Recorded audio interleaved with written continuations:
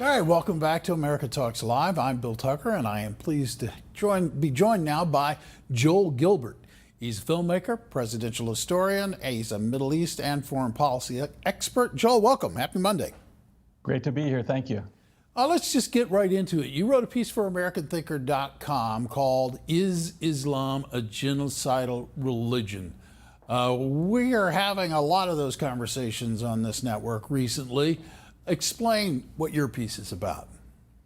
My piece explains that Islam, in its inception, did have a genocidal event when the Jews of Medina had communicated with the Meccans who were trying to remove Muhammad from Medina, and the mere communication with the enemy was deemed to be treason.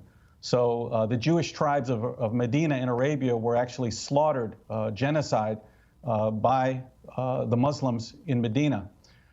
This precedent, unfortunately, was used again over the years in times of stress and war, where the Islamic community felt that a group under its leadership was committing treason against the Islamic society.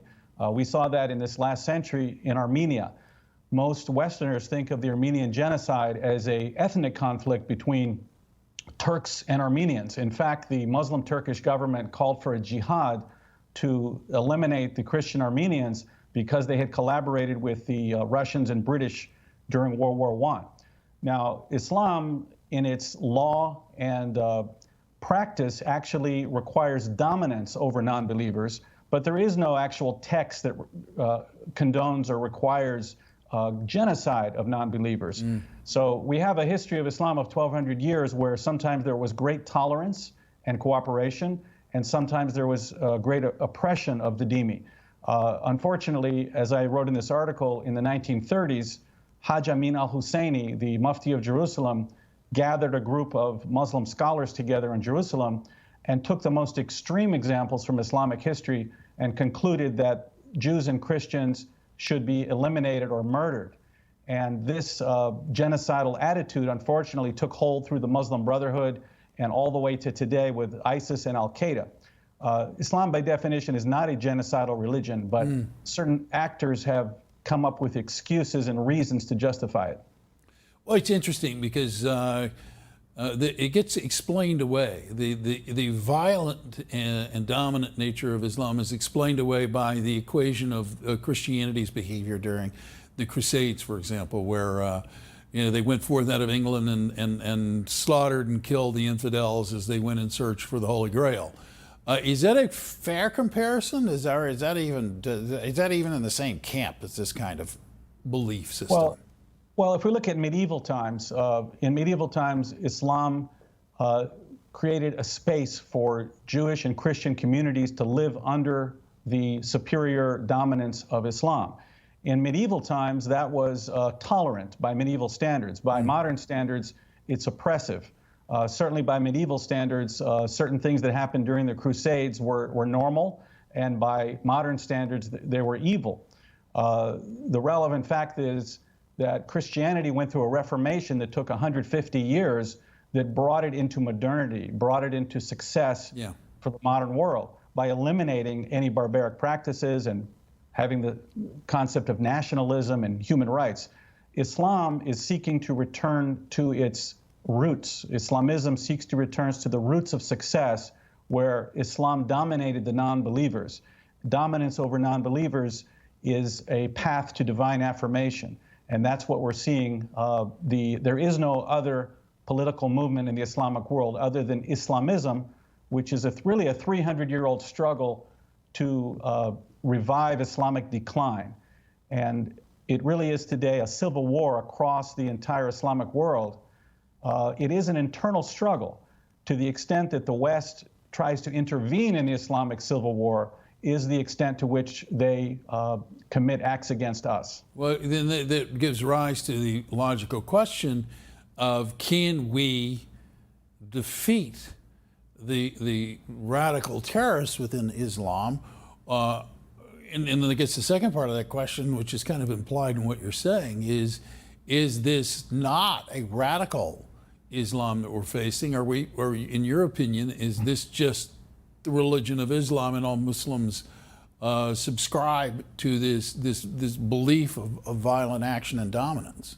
In reality, there is no such thing as radical Islam. In the Islamic world, they don't look at each other and say, you're moderate, you're radical, and you're liberal.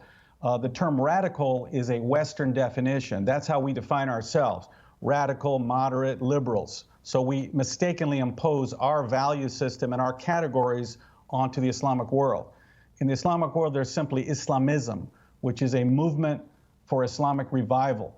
Within that movement, you have those that commit violent acts against each other to eliminate the kings, the autocratic secular rulers.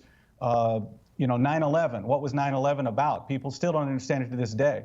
The Islamists were getting beat badly by the Egyptians, by Saddam Hussein. They wanted to eliminate all these secular leaders, and they decided that if they attacked the United States, the supporter of some of these regimes, especially Egyptians, that they could provoke the United States into intervening in their Islamic civil war and then use that intervention to achieve their goals.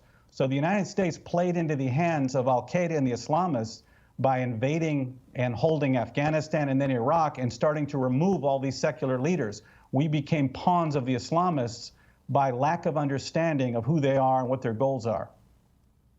Well, then, what do we do? I mean, it seems like that begs the question: what do we do if this poses such a threat to us?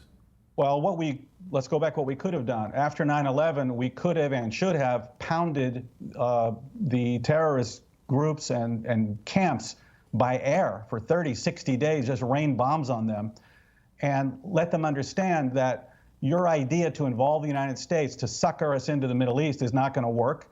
And if you want some more of this, try attacking us again.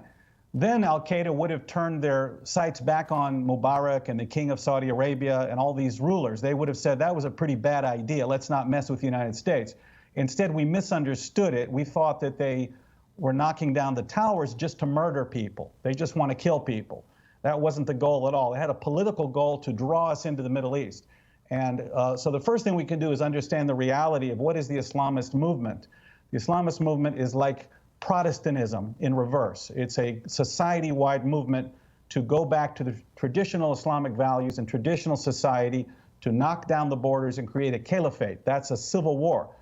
The King of Arabia could not have stopped Protestantism in the 1600s. So too can we not stop an Islamist movement crossing continents by bombing different countries at different times. Wow, that is pretty sobering.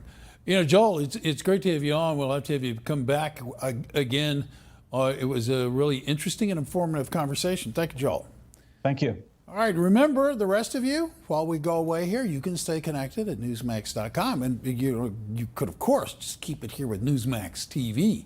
That's the best idea. But first, this is not a diversionary tactic. This stuff is real here. This coup, this silent coup that is taking place is real. Donald Trump was elected president, but now his opponents want him out of office. Election results and the will of the people don't matter to the deep state elite. That's why Rush and everyone here at Newsmax TV is talking about this deep state coup. Rush Limbaugh says the left's war against President Trump is nothing less than a coup attempt. And now Rush is urging conservatives who support President Trump to get David Horowitz's new best-selling book, Big Agenda. Big Agenda first revealed Trump's secret plan for the White House, but it also warned of the effort to stop Trump by the progressive left. Big Agenda is a #1 Amazon bestseller and a runaway New York Times bestseller for 11 weeks. Michael Reagan, Dinesh D'Souza, and Ann Coulter have also urged conservatives to get Big Agenda to show their support for President Trump. Big Agenda is available at bookstores everywhere, but you can get our free offer. That's right. Save almost $30 with our free offer for Big Agenda. Just go online or call the number on your screen. Make no mistake about it. This is a total war. Help President Trump today by getting Big Agenda.